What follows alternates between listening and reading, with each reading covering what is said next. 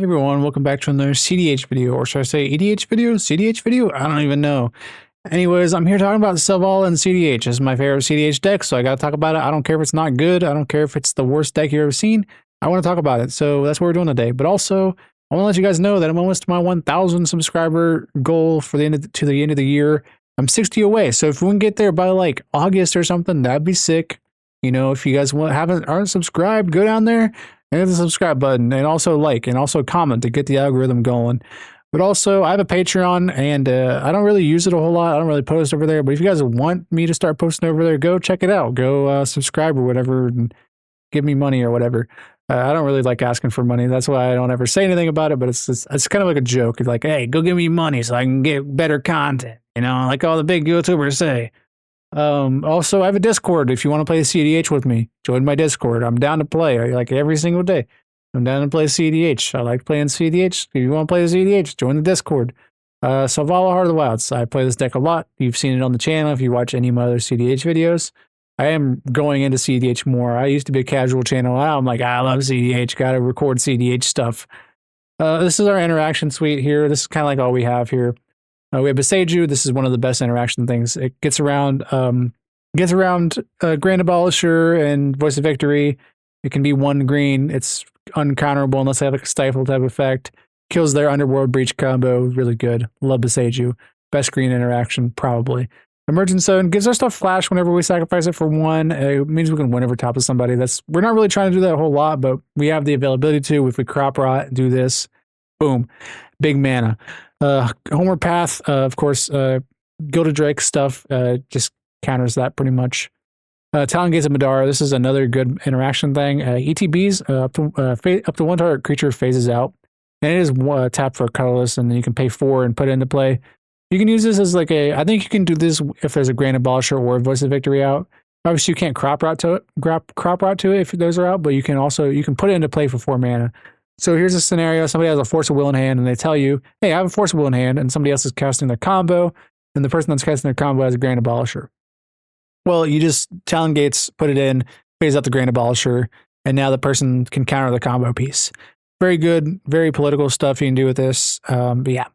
They have Allosaur Shepherd. Your green spells can't be countered, and then it also can't be countered. It's a 1 mana 1/1. It's not really super important, that bottom text. It's just make our stuff uncounterable. That's all we really care about on this card. The 5/5 is not really relevant, to be honest. Then we have Legolas Quick Reflexes, has split second, so that's really cool. And it untaps a creature, gives it hexproof, and then whenever the creature becomes tapped, it deals damage equal to its powered up on 1 target creature. With infinite untaps with Selvala, we can just kill the entire table, or the entire board, not the table, because it doesn't hit players, but it does kill all the creatures. Mainly, we're just using this as a protection piece and a split second piece. Next up, we have Noxus Revival. This is can stop Underworld Breach somehow. I don't know. Maybe it can't. I don't know. It's just to get our combo piece back on top of our library if somebody countered it. Veil of Summer. Draw a card if an opponent casts a blue or black spell. And then spells can't be countered this turn, or your spells can't be countered this turn. And then you have protection, or you have hexproof from blue and black till the turn. So this is just a protection piece. There's not much to say about Veil of Summer. We have Vines of Vasco. This is 1 green, and another green is the kicker. And then basically getting Shroud, I think, pretty much can't be targeted by spells or abilities. And it also gets 4/4, which gives our Selvala 6 power, which is kind of the sweet spot for Selvala. It makes her be able to go infinite with pretty much all of our combo pieces. The next up, we have Collector Oof. If we have a turn 1 Collector Oof, that's pretty sick. It just shuts off all the artifacts. We only have like 5 or 6 artifacts in the entire deck, 6 or 7, I think, actually. Yeah, it's Collector Oof. It's a good green card. We have Destiny Spinner. I've been thinking about cutting this for the new EOE card that is a creature, not an enchantment, just a creature, and it has haste and trample. I'm probably going to do it. It's a 3/2, and this is a 2/3, which means the other one you can draw a card off. This one you can't. The enchantments isn't really relevant that much, the uncounterable enchantments, because I only have like 4 enchantments in the deck. The creature is what we really care about. It makes our creature combos pretty much uninteractable with. And of course, we have Archdruid's Charm. Can search for a creature or your guy's cradle, and also fight something, and also exile an artifact or enchantment.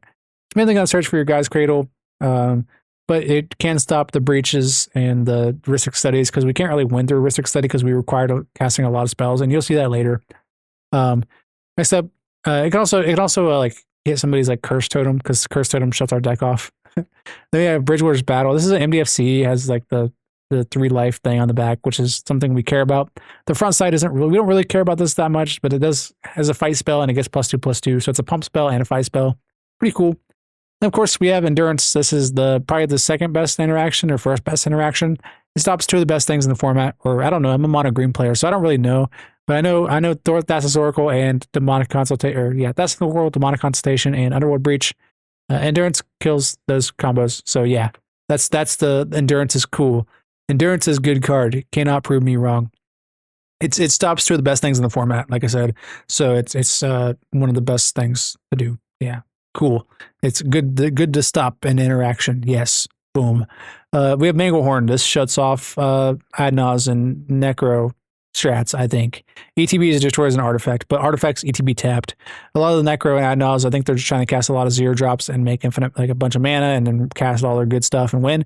Right? I don't know. I could be wrong. Maybe that's not the Adnaz strategy. I know they cast a lot of rituals too, which is kind of like their thing. They usually like Born Upon a Wind, cast a bunch of 0 drops and do the Manglehorn, and Manglehorn screws them, I mean. But yeah. Force of Vigor, this is a free spell on not your turn if you exile a green spell or a green card from your hand, and then it destroys a target 2 target artifacts or enchantments. So you can get an artifact or an enchantment, or 2 artifacts and 2 enchantments. Either way, destroys good stuff.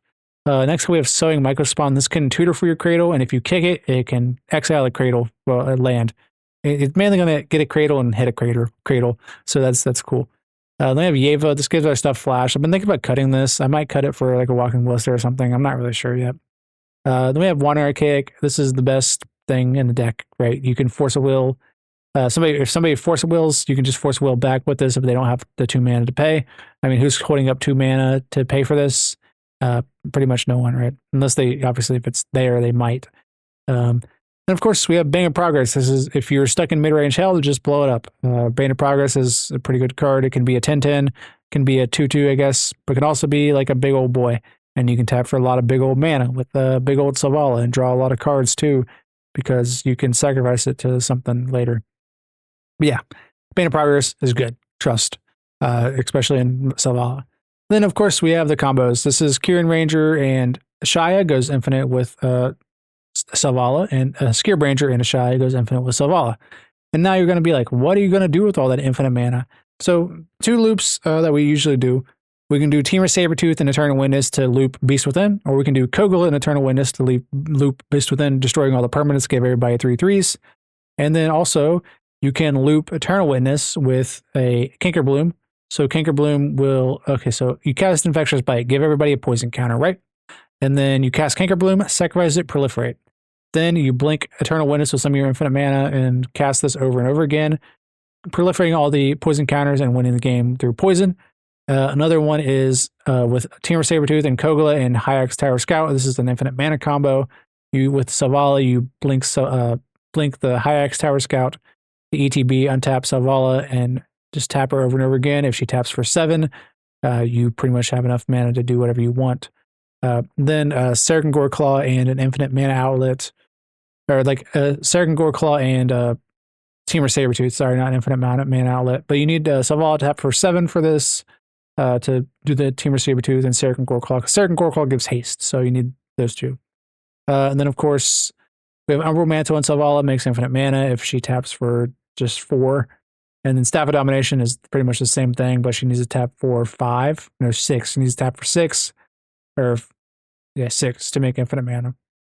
Then, of course, with infinite mana and Relic Golem that is not summoning sick, we can equip Umbral Mantle and make everybody mill their entire library, or do Staff of Domination and draw our entire deck with infinite mana, or gain infinite life, or tap everybody's creatures down, or untap our Relic Golem infinitely and mill everybody with Staff of Domination as well. A lot of the times I'd be going for Finale Devastation X equals 20 billion and just kill everybody that way. I like doing the Beast Within thing. I like doing the Kinkerbloom Infectious Bite thing, and I like drawing my entire library. And so those are the kind of the combos that we do a lot, that I do a lot anyways in this deck. Then of course we have big creatures. Creature big, yes. Phyrexian Dreadnought is a 1-mana 12/12 with a terrible ETB, where usually we cast this. We hold priority on the ETB, tap Selvala for 12. Still hold priority, cast Momentous Fall, and draw 12 cards. usually what I'm doing. That's my favorite thing to do. We also draw a card from Selvala because it's probably going to be the biggest thing on the battlefield. It's a $183 card from Mirage. I wish they'd reprint this, but I don't think they can because I think it's reserved list. Then of course we have Sheltering Ancient. This is a 2-mana 5/5. I'm thinking about cutting this one as well. Not sure what I'm going to cut it for yet. Maybe something later. I don't know. I'm not really sure yet. I don't know if I want to cut it or not. I really want it to be a 6/6, but it's a 5/5. Maybe we'll see something in Edge of Eternities that I'll cut it for. And of course, we have Invigorate. If you control a forest, somebody gains 3 life, and you cast it for free. And target creature gets +4/+4. This makes Selvala go infinite with pretty much everything that we wanted to go infinite with. Then, of course, we have Phyrexian Soulgorger. This is a 3-mana 8/8. It has terrible cumulative upkeep, so most of the time it's going to sacrifice itself to itself. Yeah, that's pretty much it. It makes our Selvala tap for 8. Of course, Pugnacious Hammerskull. This is a taps for 6, or Selvala taps for 6. That's all we really care about. Ashaya can get big, and also a combo piece. Bane of Progress can get big, and also just blows up mid-range hell. Realm Seeker can get big because a lot of people drawing cards. This can be a 30/30. Sometimes they resolve this as a 20/20 and kill everybody with a 20/20 swinger. So Seraphin Goreclaw gives everything trample. So with our what's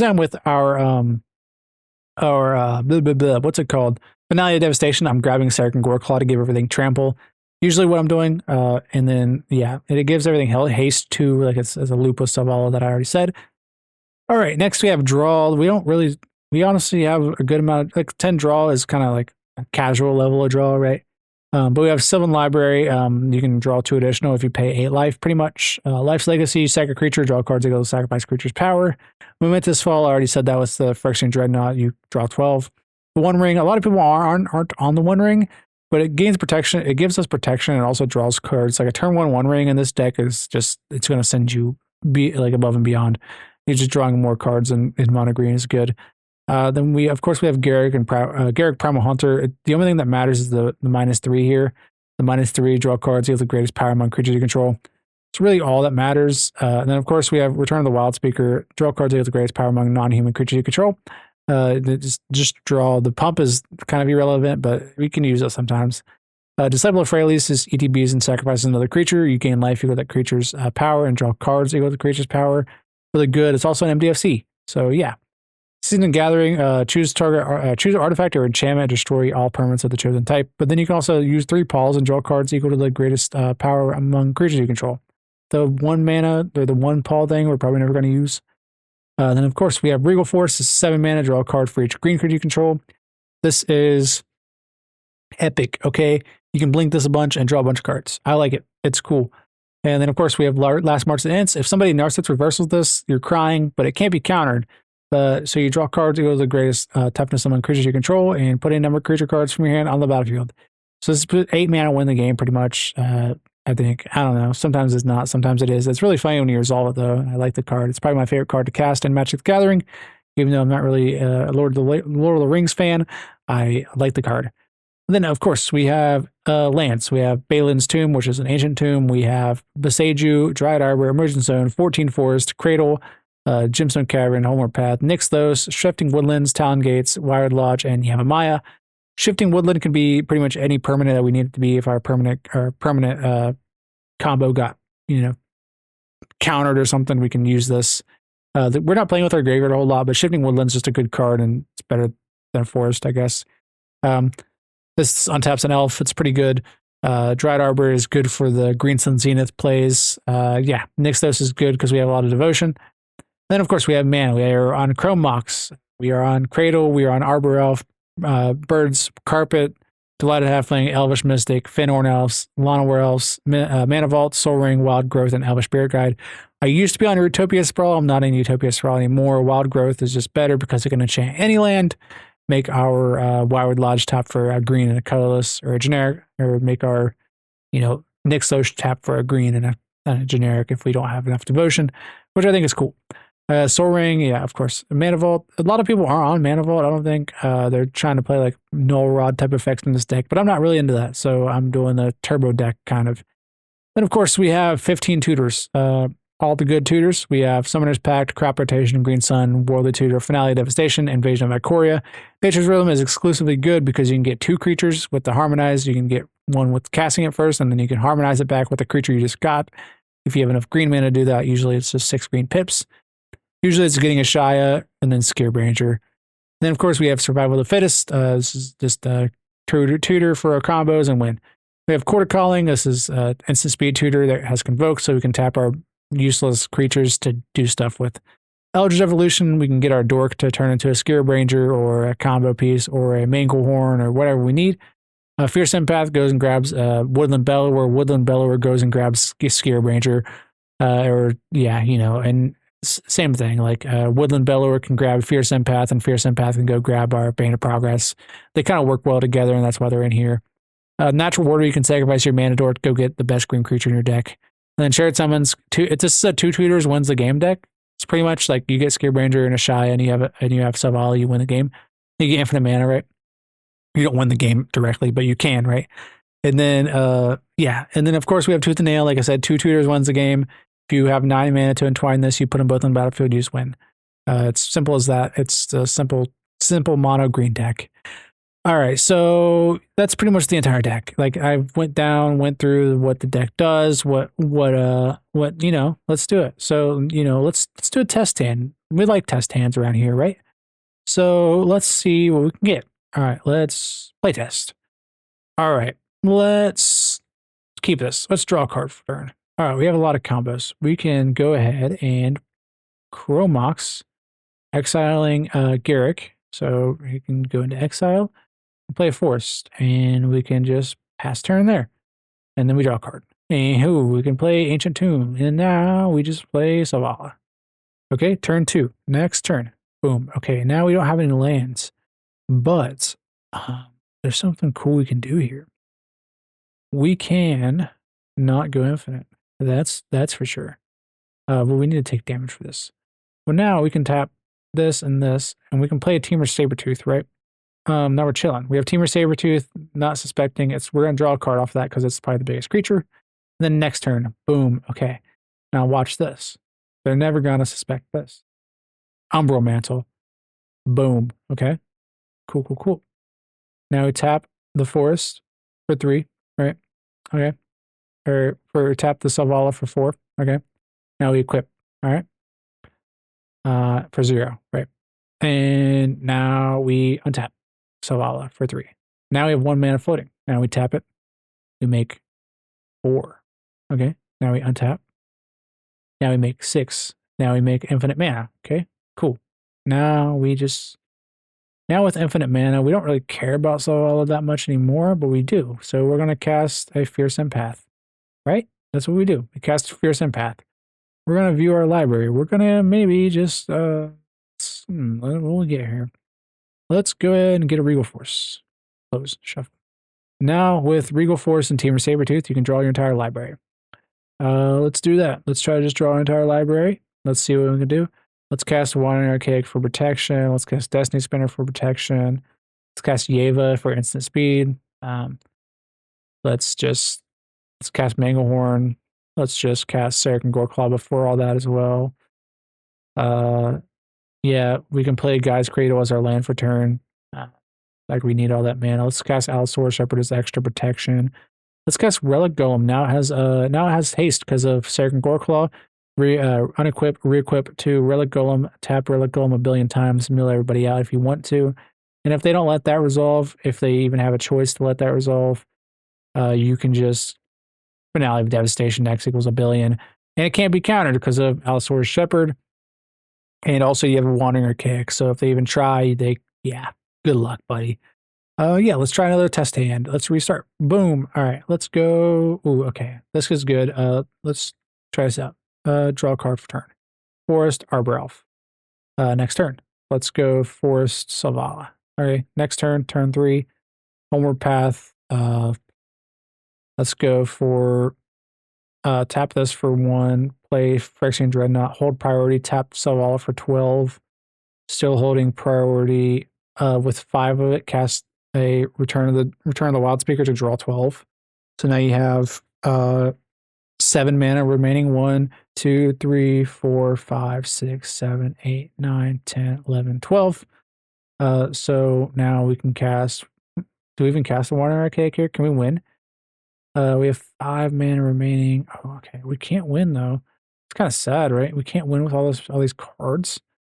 So this dies as ETB. We cast Chrome Mox. We can exile our Sylvan Library for more mana here. We can, so we have 5 mana remaining, or no, we have 7 mana remaining. We now have 9. We can cast Tooth and Nail. X equals 9, or Entwined, I guess. Yeah, Entwined. We can go get a Shia and Skewerbranger. A Shia and Skewerbranger. Where's it at? Come on, Skewerbranger. Where you at, boy? Skewer. Okay, there we go. We can get a Shia and Skewerbranger. Obviously, it's Magical Christmas Land. They might interact. They might not. And then we do infinite mana. Boom, boom, boom with Selvala. Do the stuff. Right, because you can tap this, untap a forest, and return this to your hand. Tap for 5, untap, boom, boom, boom, make infinite mana. Now, if you want to, you can cast your Archdruid's Charm, and with Archdruid's Charm, you go get Tamer Sabertooth. Tamer Sabertooth, ETB, you don't draw a card, you cast it, and you probably just cast one Archaic as well, and you probably just cast let's see. Can we draw our entire deck? Yeah, we can play Regal Force, draw our entire deck. You know, draw until you get we can get Sargon Goreclaw, of course, and we can just do the Relic Golem thing again. We can cast Relic Golem, and we can do Relic Golem. Has haste now. We can tap it. Now we can return Hierarch's Tower to our hand. Replay Hierarch's Tower, make infinite, everybody mill their library infinitely. And if they have anything to say about it, we have a one Archaic on the battlefield, so good luck. And if they want to interact with that, we now have a combo with Eternal Witness and Beast Within. We can cast our Eternal Witness, or Beast Within, destroying somebody's permanent, let it go to the graveyard, cast Wit, return it to our hand, blink Tamer Sabertooth after we cast the Beast Within, destroy everything. We also do the same thing with Archdruid's Charm, exile all their artifacts and enchantments. We also do Canker Bloom stuff if we continue to draw and we get our Infectious Bite. And we can do that. We can just play everything we want. So yeah, that's pretty much the entire deck. That's the premise. There's some combos I just showed you. This is a good hand right here too. I'd probably keep this. I'd probably draw. I'd probably get a turn 1. Probably exile this. I'd probably get a turn 1 Sylvan Library next turn, and then play this. Play Selvala. Probably draw the 2 additional there, and then next turn, turn 3, probably play this and play Phyrexian Dreadnought, and then do 12 mana for that, and probably do Survival to fit as discard this to go get something, or maybe play the 1 ring and draw, and yeah, I'd probably do some funny stuff there. Anyways, I hope you guys enjoyed this type of video. Leave a like and subscribe, and comment down below. I want more cEDH content from you because you're cool, and yeah. Mono Green Selvala is the best deck. Can't prove me wrong. Anyways, hope you guys enjoyed. Leave a like, subscribe, all the good stuff. Peace out.